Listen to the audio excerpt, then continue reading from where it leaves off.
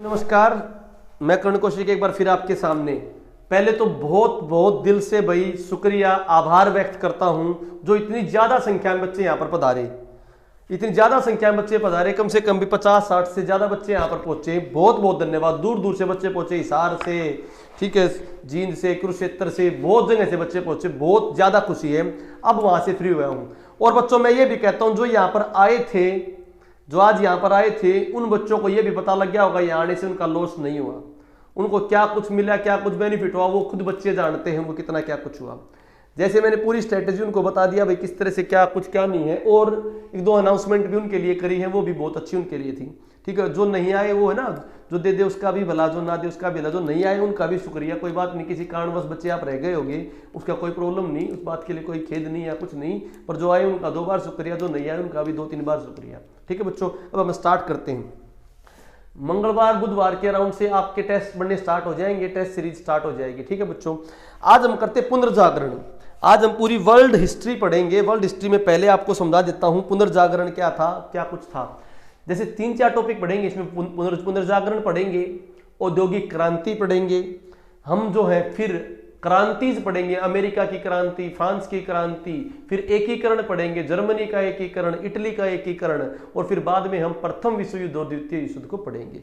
अब हमने जितने भी टॉपिक हैं, युद्ध को पढ़े या किसी भी चीज को पढ़े, उनके बारे में उनकी पहले कुछ पता होनी चाहिए। जैसे मैं बात करूं पुनर्जागरण, पहले थोड़ी सी स्टोरी फिर फैक्ट।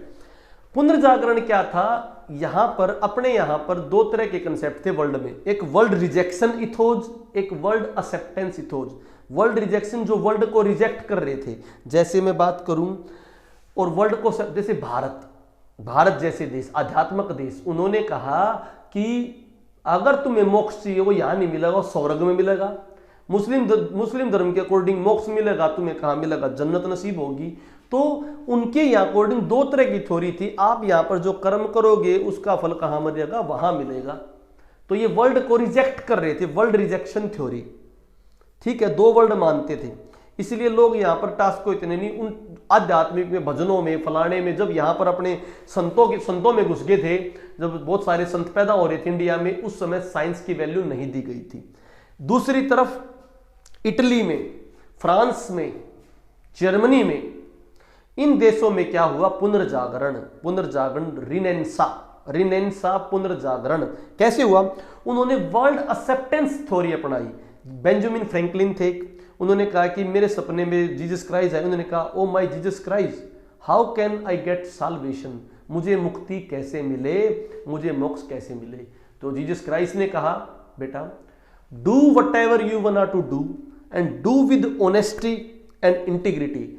सत्यनिष्ठा और ईमानदारी के साथ काम करो, जो आप कर रहे हो उसी में अगर आपने आपके काम के साथ सच्चाई अपनाई, आपके काम के साथ पूरी तरह से कार्य किया, तो आपको भगवान जो है यहीं पर मिल जाएगा। कर्म ही पूजा है, कर्म ही पूजा है।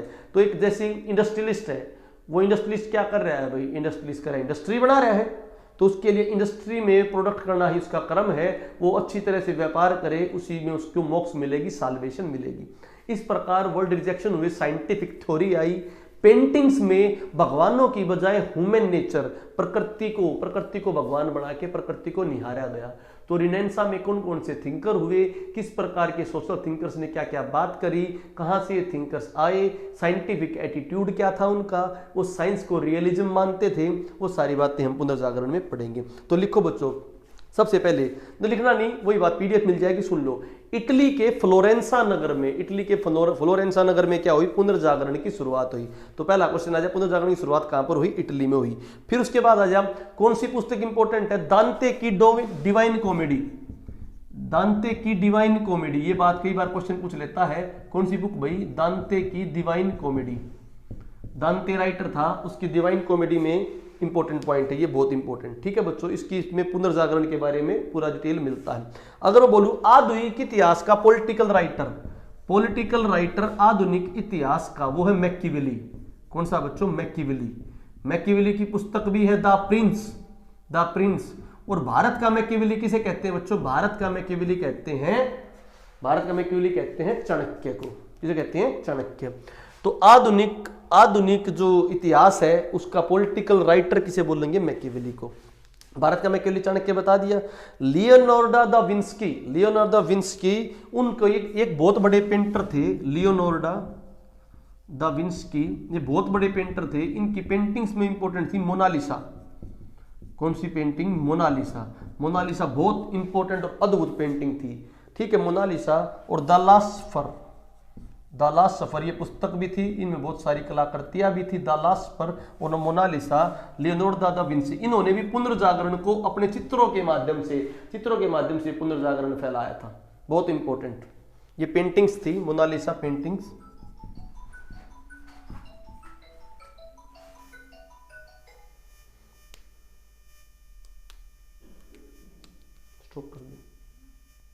ठीक है बच्चों, तो मैंने बताई मोनालिसा ये क्या थी? आपकी पेंटिंग थी, ठीक है। इसके अलावा कुछ और राइटर्स की बुक थी, जैसे माइकल एंजालो। माइकल एंजालो जो राइटर थे, इन्होंने पुस्तक लिखी थी द लास्ट जजमेंट और fall of man. The last judgement और फॉल ऑफ मैन, ये सब पुस्तकें, दो तरीके क्वेश्चन आएंगे। एक क्वेश्चन तो क्या आएगा, डायरेक्ट राइटर पूछ लेता है, 4 ऑप्शन देके मैच द फॉलोइंग कर दे। जैसे मैंने पूछा था मैकियावेली प्रिंस का, द मूर का यूटोपिया, ऐसे क्वेश्चन आते हैं। एक दूसरा क्वेश्चन क्या आ जाएगा, ये क्या थे? ये राइटर थे, किसके बारे में बताया था? पुनर्जागरण के बारे में बताया था। पुनर्जागरण की दोबारा जो उन्होंने साइंटिफिक थ्योरी को अपनाया, अध्यात्म को नहीं अपनाया। और पुनर्जागरण के बाद से ही यूरोप में क्या आई थी? इंडस्ट्रियलाइजेशन, औद्योगिक क्रांति। ठीक है बच्चों, अगली बात, राफेल, ये भी बहुत बड़ा पेंटर था। राफेल कहाँ का था बच्चों? इटली। भारत का राफेल किसे कहते हैं? राफेल बोली, राफेल नहीं बल्कि रफेल ऑफिस्ट। राफेल इटली का किसे बोलते हैं? वर्मा जी को, जो आपके केरल के वर्मा जी राइटर थे, उनको बोलते हैं, क्या बोलते हैं वर्मा जी को? केरल के वर्मा जी को बोलते हैं अपना भारत राफेल ऑफ ईस्ट बोलते हैं केरल को। इनकी माता मेड्रोना का चित्र बनाया था इन्होंने। इटली की महारानी माता मेड्रोना का चित्र बनाया था इन्होंने। राफेल ईस्ट का राफेल वर्मा जी को बोलते हैं। अपने जो मूवी भी आई थी उनसे रिगार्डिंग, वो था राजा वर्मा, उसकी हीरो था उसमें आपका रणदीप हुड्डा। ठीक है, रणदीप हुड्डा केरल से रिगार्डिंग ये आई थी पूरा। अगला टॉमस मूर जो पुस्तक है उन्होंने, उनके बारे में, टॉमस मूर बहुत अच्छे थिंकर थे। इनकी पुस्तक थी यूटोपिया। इन्होंने भी किसके बारे में बताया है? पुनर्जागरण के बारे में बताया। आदर्शतात्मक बोलते हैं यूटोपिया को, एक आइडियल चीज। तो बहुत इंपॉर्टेंट सबसे इंपॉर्टेंट पुस्तक कौन सी है? दांते की डिवाइन कॉमेडी। चित्रों की बात करें तो लियोनार्डो दा विंसी की मोनालिसा चित्र और लास्ट सफर चित्र। राफेल कहाँ का था? इटली का। भारत का राफेल किसे बोलते हैं? रवि राजा वर्मा को। किसको? रवि राजा वर्मा। कहाँ का? East, Raphael of east, Ravi Raja Varma को बोलते हैं, केरल से था वो। तो राफेल इटली ने कौन सी बनाई थी? माता मेड्रोना का चित्र। इसके अलावा थॉमस मूर भी एक बहुत पॉलिटिकल थिंकर थे, उनकी पुस्तक कौन सी थी? यूटोपिया। ये बहुत इंपॉर्टेंट आती है बच्चों, आदर्श समाज के बारे में। और भी थिंकर हुए थे जिन्होंने पुनर्जागरण को बताया, जैसे मार्टिन लूथर। ये कार्ल मार्क्स से पहले हुए थे मार्टिन लूथर। ये थे जर्मनी के, बहुत इंपॉर्टेंट थे मार्टिन लूथर, जर्मनी के। महात्मा गांधी वगैरह से पहले इनको बहुत दुनिया मानती थी, मार्टिन लूथर को। ठीक है, मार्टिन लूथर को। इन्होंने बाइबल का अनुवाद, बाइबल जो बहुत फेमस पुस्तक है, उनका जर्मनी में अनुवाद, जर्मन भाषा में अनुवाद कराया था मार्टिन लूथर ने। तो एशिया का मार्टिन लूथर किसे कहते हैं? महात्मा गांधी को। एशिया का मार्टिन महात्मा गांधी को। ठीक है बच्चों, इंपॉर्टेंट। शेक्सपियर ने रोमियो एंड जूलियट लिखी थी, ये लिखवाने जरूरत नहीं है, शेक्सपियर वाले सबको पता होगी। अब भारत में क्या हो रहा था इस समय? वहां पर हो रहा था, भारत में भी थोड़े बहुत थे, परंतु हम अभी किसके ऊपर फोकस करें? वर्ल्ड के ऊपर। यहां पर ये तो सारे चित्रात्मक ह्यूमन नेचर को दिखाया। इसके अलावा ह्यूमन नेचर को दर्शाने के अलावा उन्होंने क्या किया था बच्चों? उन्होंने कुछ चीजें साइंटिफिक थ्योरी से बनाई, जैसे कोपरनिक्स ने ब्रह्मांड का रहस्य बताया। और केपलर ने नियम बताए, भाई मोशन के नियम बताए, गति के नियम बताए। तो कोपरनिक्स ने क्या बताया? पृथ्वी ब्रह्मांड का केंद्र है। कोपरनिक्स ने बताया कि पृथ्वी जो है वो ब्रह्मांड का केंद्र है। भाई ब्रह्मांड में कुछ भी है, उसके चारों तरफ कौन है? पृथ्वी उसके बीच में है। भाई पृथ्वी के आकाशगंगा, मिल्की वे गैलेक्सी, इसलिए पृथ्वी के बारे में बताया, भाई पृथ्वी गोल है। ठीक है, अगर इसके अलावा बात करूं, गैलीलियो ने भी इसी बात को बताया। गैलीलियो ने भी इसी बात को बताया कि पृथ्वी जो हो घूमती है, स्थिर नहीं है। पहले मानते थे पृथ्वी स्थिर है, पृथ्वी क्या कर रही है, रोटेट कर रही है। वो रोटेट कैसे कर रही है, उस गति का नियम किसने बताया, केपलर ने। केपलर ने बताया गति का नियम। तो ध्यान से, जो ब्रह्मांड है, इस ब्रह्मांड के अंदर पृथ्वी है, पृथ्वी उसका सेंटर है भाई, मतलब पृथ्वी चारों तरफ स्थिर नहीं है, पृथ्वी घूम रही है। गैलीलियो ने भी लॉ ऑफ मोशन बताया। गैलीलियो ने क्या बताया, लॉ ऑफ मोशन के घूम रही है, सॉरी गति का नियम तो किसने बताया, केपलर ने। किस तरह वो घूम रही हो तो केपलर ने बताया। और वैसे बताया कि पृथ्वी स्थिर नहीं है, पृथ्वी भी चीज है, वो सूर्य के चारों ओर चक्कर लगाती है, वो ब्रह्मांड के अंदर विराजती है। वो किसने कहा, कोपरनिकस ने। और केपलर ने क्या बताया, किस प्रकार से वो गति लगाती है। ठीक है। धर्म सुधार आंदोलन का जनक, जो धर्म सुधार, देखो इटली में पुनर्जागरण हुआ था, परंतु धर्म सुधार आंदोलन का जनक कहते हैं मार्टिन लूथर को। मार्टिन लूथर को कहते हैं धर्म सुधार का जनक। धर्म सुधार किसे कहेंगे, मार्टिन लूथर को। इसके बाद मैं बात करूं धर्म सुधार आंदोलन की शुरुआत। देखो पुनर्जागरण जो था ना, पुनर्जागरण की शुरुआत आए तो बच्चों आपने क्या करना है, आपका आंसर होगा पुनर्जागरण की शुरुआत में इटली। ठीक है, इटली। क्लियर। अब मैं बात करता हूं इसके अलावा कुछ इंपॉर्टेंट पॉइंट जो है। अब मैं बात ये तो पुनर्जागरण के बारे में, कुछ क्रांति के बारे में पढ़ते हैं बच्चों। ठीक है, ये पुनर्जागरण के बारे में कुछ पॉइंट, एक दो और पॉइंट है वो पीडीएफ में आपको मिल जाएंगे, परंतु इतने इंपॉर्टेंट नहीं है वो। जैसे मैं बात करूं अब क्रांतियों के बारे में पढ़ो भाई। क्रांति क्या थी, अमेरिका की क्रांति, फ्रांस की क्रांति। अमेरिका में क्या था, इंग्लैंड के जो उच्च कोटि के व्यापारी थे वो जाके अमेरिका में बस गए। अमेरिका में बसने के बाद वहां से उन्होंने जो वहां के निग्रोइड्स थे, जो निग्रोइड्स का मतलब वहां के मूल जो प्रजाति थी उसका नाम था रेड इंडियन, उन रेड इंडियन से काम कराना स्टार्ट किया, क्योंकि वहां पर अच्छे रिसोर्सेज थे अमेरिका में। तो अमेरिका में व्यापार बहुत फलता फूलता चला गया और कुछ ब्रिटेन के नागरिक वहीं जाकर बसने लगे। अब बात क्या हुई, ब्रिटेन की सरकार ने उनसे बहुत ज्यादा टैक्स वसूली करने लगे। तो वो वहां के जो नागरिक थे, जो मूल रूप से तो ब्रिटेन के थे, तो बेटा वे जो ब्रिटेन वाले बंदे थे वो वहां पे रहने लगे, तो वहां पर ज्यादा टैक्स जो है वो इकट्ठा करने लगे थे।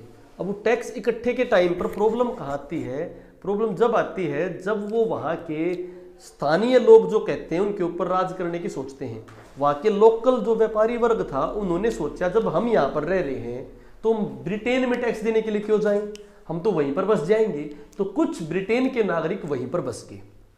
जो ब्रिटेन के नागरिक वहीं पर बस गए, उन्होंने वहां पर कोई टैक्स देना उचित नहीं समझा। उन्होंने कहा नो टैक्स नो रिप्रेजेंटेशन, जब आप हमारे लिए कुछ कर नहीं रहे तो हम आपको कोई कर भी नहीं देंगे।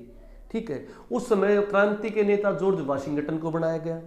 एक बोस्टन एक जहाज था, उस बोस्टन में उस पे वहां पर चाय के जो आपकी बोरी वगैरह वो जा रहे थे, तो उस बोरियों को भाई टैक्स नहीं देंगे, उनको समुद्र में उंगेल दिया। इस इंसिडेंट को बोलते हैं बोस्टन टी पार्टी, जहां से क्रांति की शुरुआत हुई। क्रांति बड़ी जोरों शोरों से उठी, लोकल बंदों ने भी उनका साथ दिया और अमेरिका और ब्रिटेन मजबूत हो गया कि अमेरिका जैसी अपनी जो कॉलोनी है, उपनिवेश है, उसको आज़ाद करना ही उसको पड़ा। तो ये पहली ऐसी क्रांति हुई। उसी देश के नागरिकों ने उसी देश के खिलाफ क्या करी, क्रांति करी।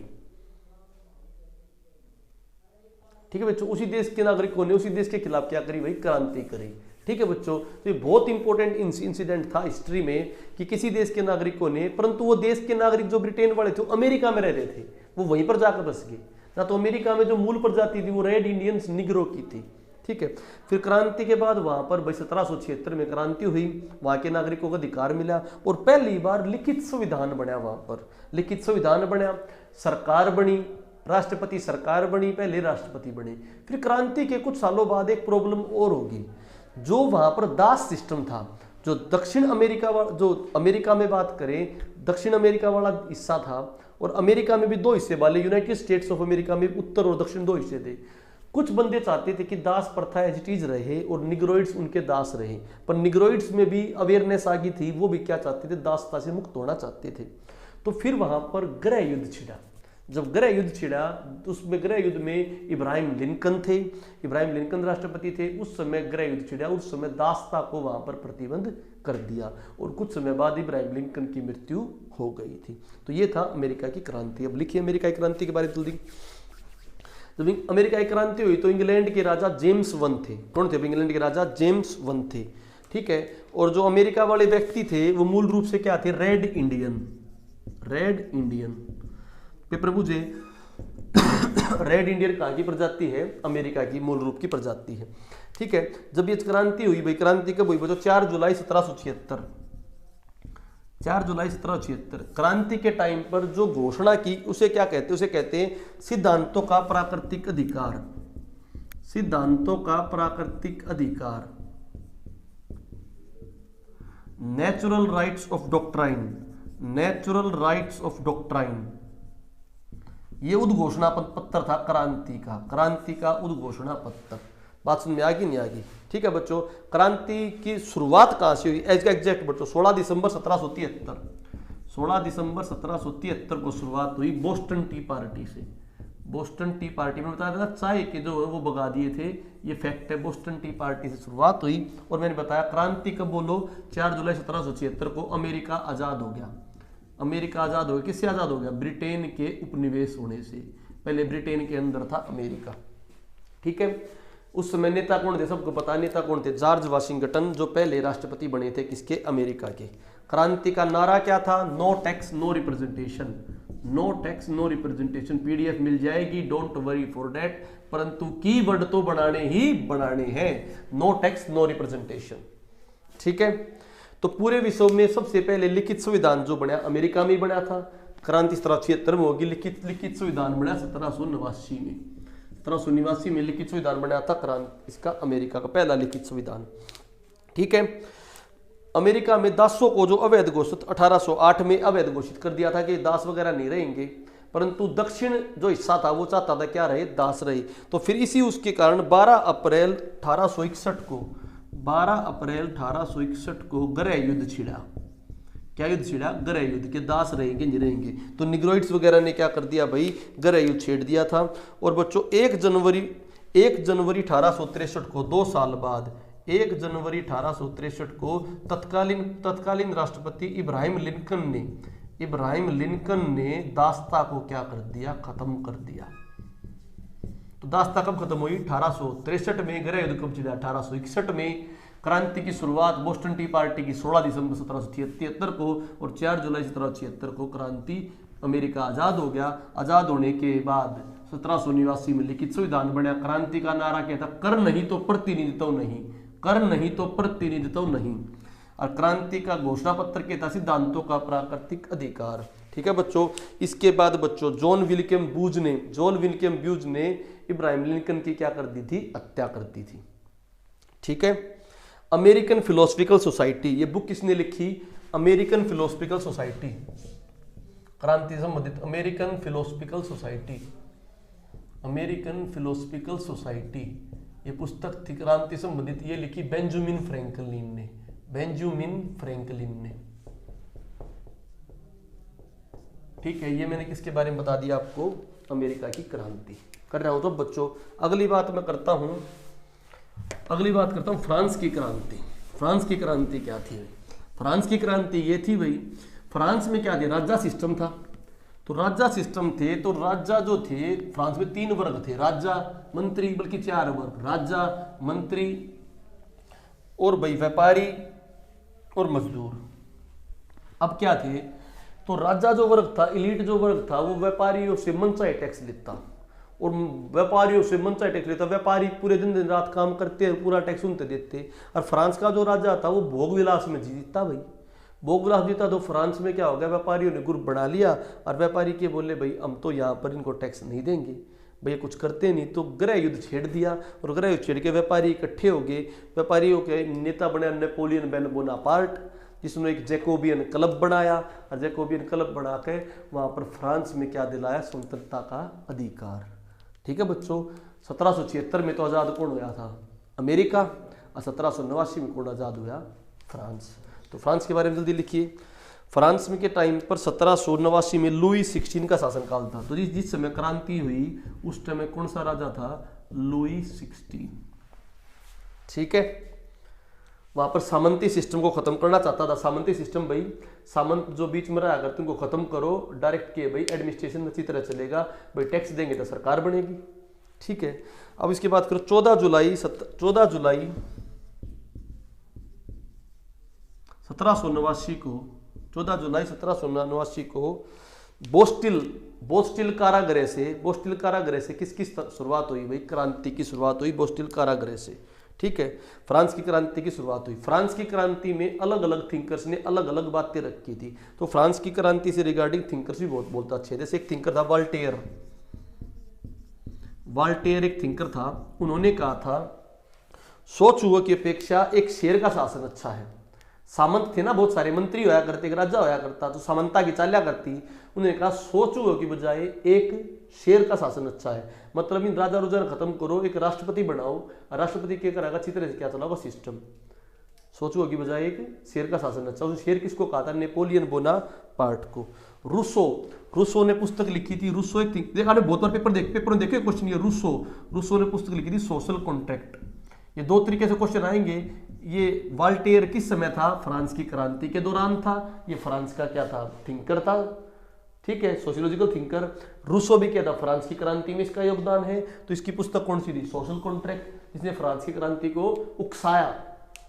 उनमें से उकसाने वाली बुकों में से रूसो की सोशल कॉन्ट्रैक्ट। ठीक है बच्चों, वाल्टेयर ने पुस्तक लिखी थी लेटर ऑन इंग्लिश। वाल्टेयर की जो पुस्तक थी वो थी लेटर ऑन इंग्लिश। ठीक है बच्चों, और सबसे इंपॉर्टेंट जो आता है आपका मोंटेस्क्यू। इसके बाद इसके ऊपर बहुत बार क्वेश्चन आते हैं। मोंटेस्क्यू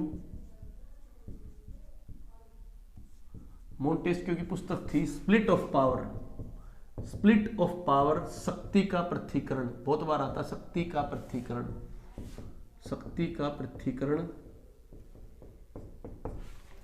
पृथक्करण। और आता है एक और book social of law.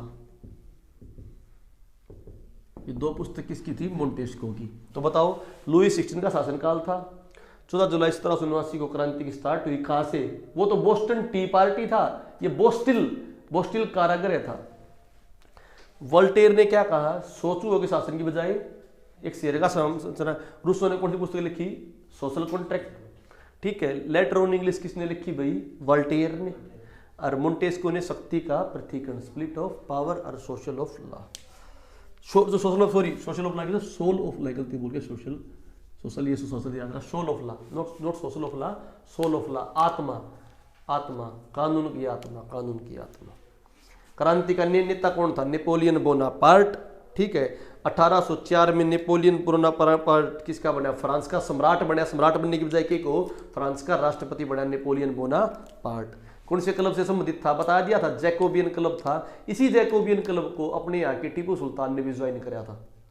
Tipu Sultan ने समतंत्रता का पौधा लगाया था ना, समतंत्रता का पौधा लगाया और जैकोबियन क्लब को ज्वाइन कराया। तो टीपू सुल्तान किससे इंस्पायर था? नेपोलियन बोनापार्ट से। बात समझाई नहीं? नेपोलियन बोनापार्ट ने उस समय के नक्शे को बिगाड़ दिया था। सब जगह फ्रांस की जीत होने लगी थी।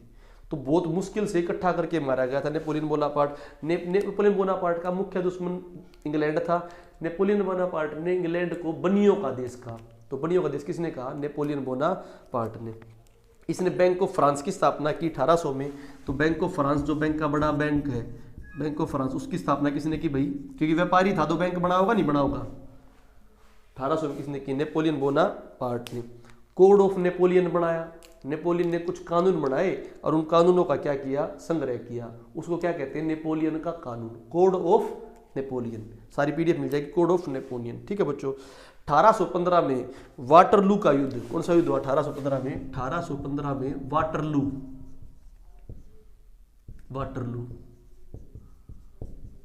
का युद्ध हुआ था जो 1815 में। उसमें सेंट हेलेना द्वीप पर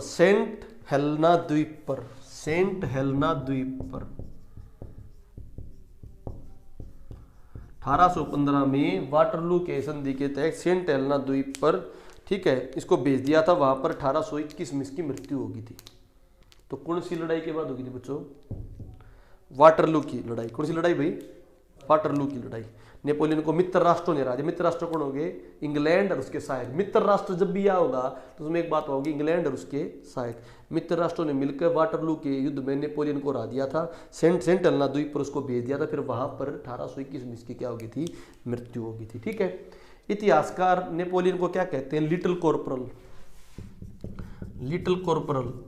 लिटिल कॉर्पोरल की संज्ञा किसको दी इतिहासकारों ने, किसको किसको दी है? Napoleon Bonaparte. भारत का नेपोलियन किसे कहते हैं? समुद्रगुप्त को। भारत का नेपोलियन समुद्रगुप्त को। मैंने बता दिया ना, पूरा नक्शा बिगाड़ दिया था किसने? नेपोलियन ने। तो 1815 के बाद है ना वियना समझौता आया था। कौन समझौता? वियना समझौता। क्योंकि हार गया था ना, तो वियना समझौता के बाद जिसने जो राज्य ने जीते थे ना उनको वापस लौटा दिए थे। वियना एग्रीमेंट आता है। कौन सा एग्रीमेंट?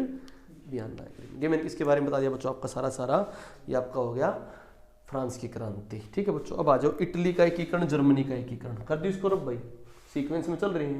पहले क्या आया था, अब क्या आया।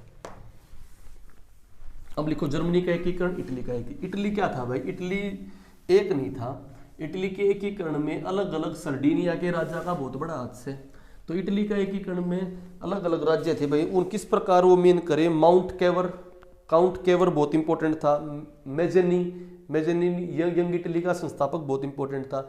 तो पहले यंग मेजेनी आया, फिर बाद में काउंट केवर आया, जिन्होंने जर्मनी इटली का एकीकरण कराया। क्योंकि पहले रोमन सभ्यता होती थी। रोमन सभ्यता में रोमन सबसे बड़े होते थे। ठीक है, उसके बाद धीरे धीरे जब फ्रांस और इंग्लैंड बढ़ रहे थे तो इटली टूटता चला गया था। तो इटली के मुख्य टुकड़ा में सर्डिनिया सबसे मेन था। कौन सा? सर्डिनिया। तो सर्डिनिया जब आगे आया तो उसने छोटे छोटे इटली के टुकड़ों को बड़ा कर दिया। तो इस समय इटली के एकीकरण, वैसे तो बहुत बड़े टॉपिक है हिस्ट्री के, परंतु अपना HSSC का पॉइंट ऑफ व्यू है, अपना किसका पॉइंट ऑफ व्यू नहीं है, अपना पॉइंट ऑफ HPSC का नहीं है, इसलिए उनको शॉर्ट फॉर्मेट में ही करेंगे। ठीक है बच्चों, जल्दी आ जाओ इटली के एकीकरण के बारे में बात करें। इटली के एकीकरण का जनक कौन है बच्चों? जोसेफ मेजेनी।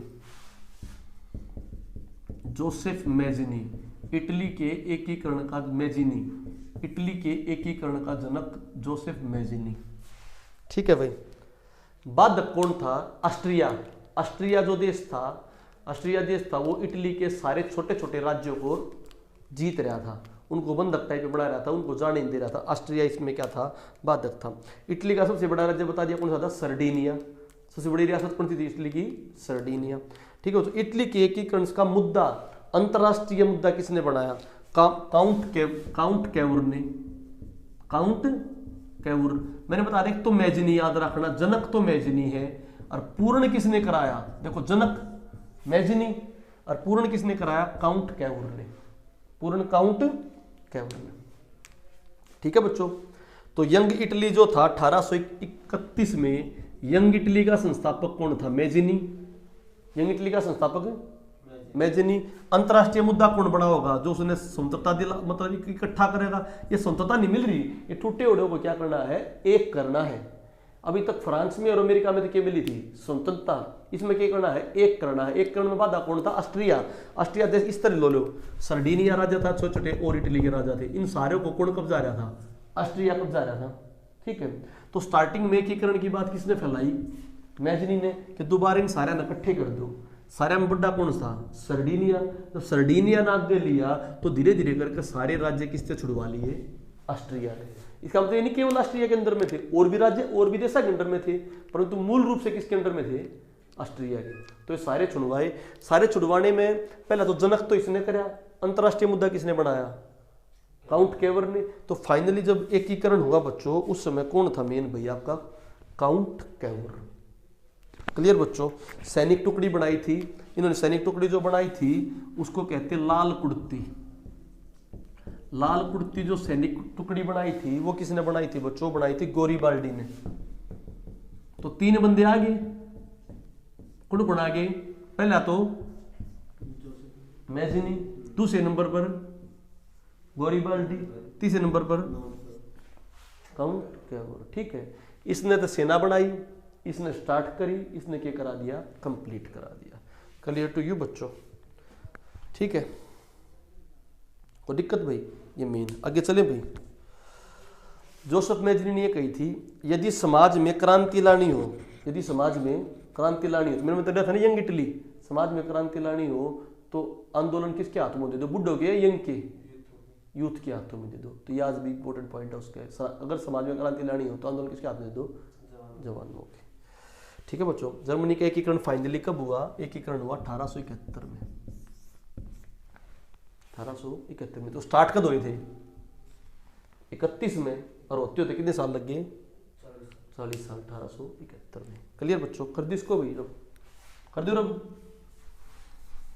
तो बताओ इटली के 3 पॉइंट याद रखने हैं। जनक कौन?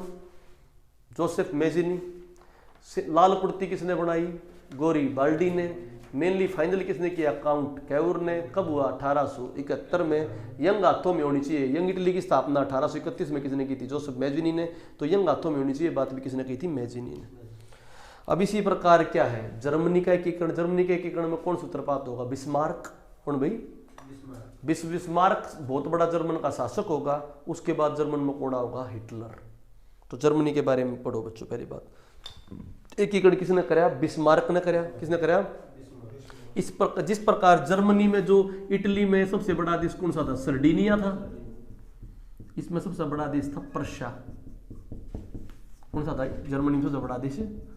तो पर्शिया जब आगे लेगा तो सारे फ्रांस इंग्लैंड से सबसे हरवा देगा, नहीं हरवा देगा। ठीक है बच्चों। पर्शिया का जो राजा था वो था विलियम वन। कौन था बच्चों? William one. ठीक है। राष्ट्रीय सभा जो बनाई जर्मनी की उसको कहते हैं डायट। क्या कहते हैं? डायट। उस समय राष्ट्रीय सभा बनाई थी एकीकरण कराने के लिए, उसको क्या कहते हैं बच्चों? डायट। इसका एकीकरण भी 1871 में हुआ था। कब हुआ था इसका एकीकरण भी?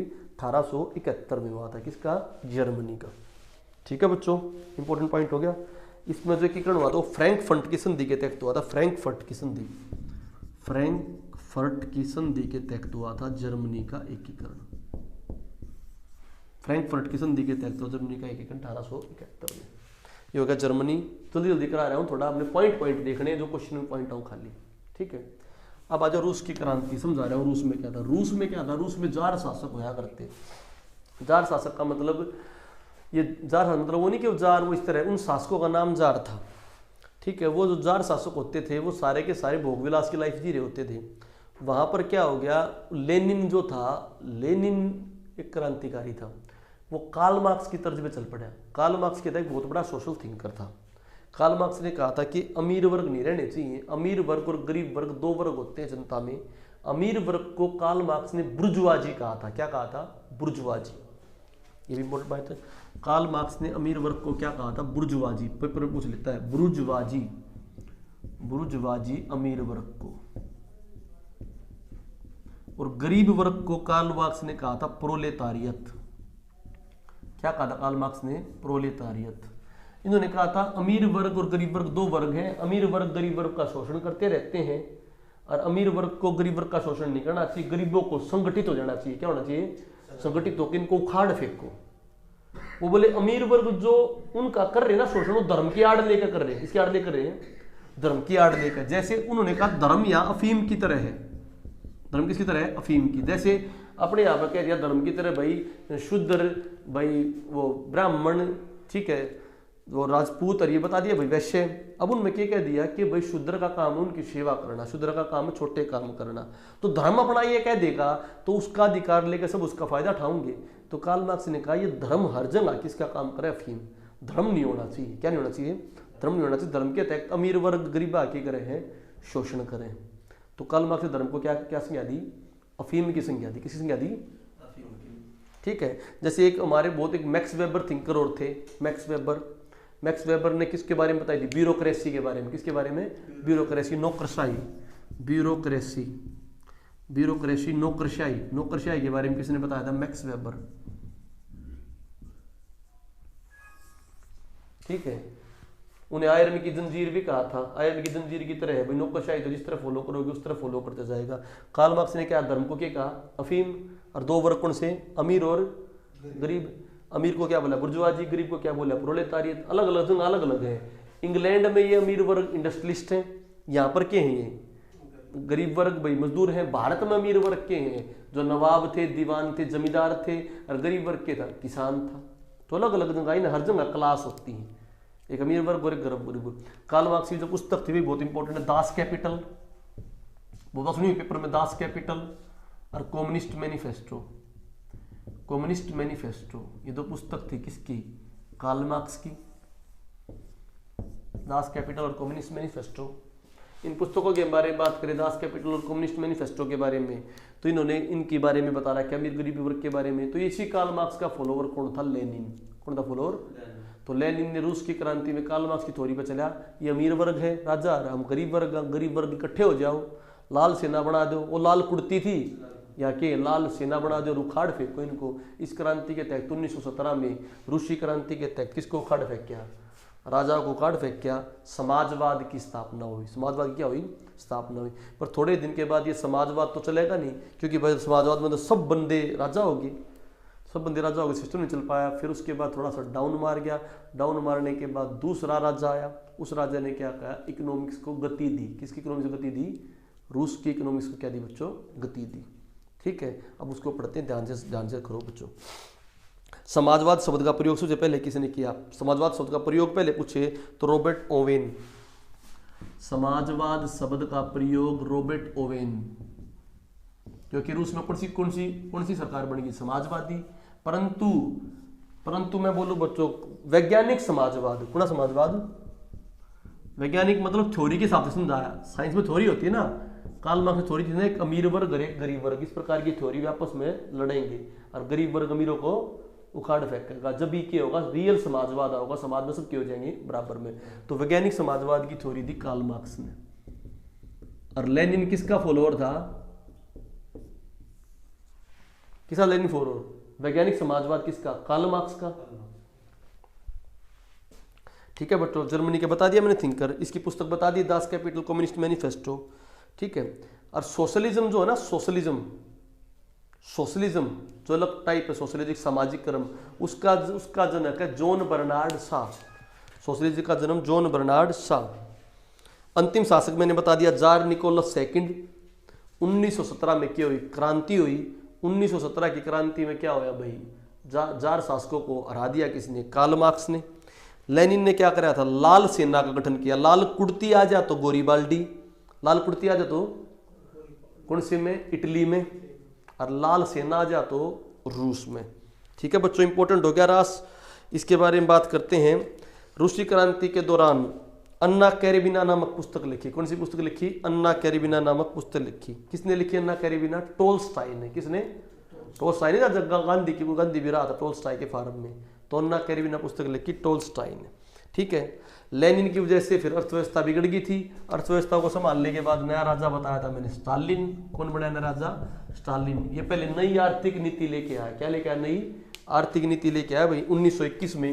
और नई आर्थिक नीति के तहत पंचवर्षीय योजना लेके आया। क्या लेके आया?